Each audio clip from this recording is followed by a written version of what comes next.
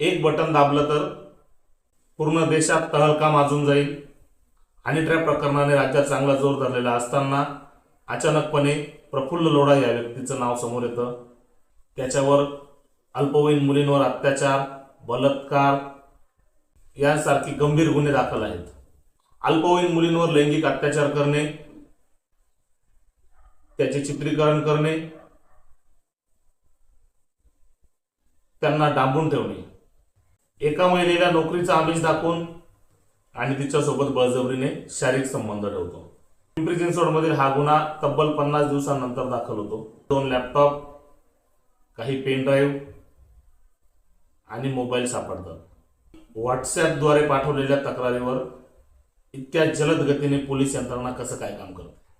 पोलिसांनी जमा केलेले लॅपटॉप आणि पेन ड्राईव्ह मध्ये काही नेते, मंत्री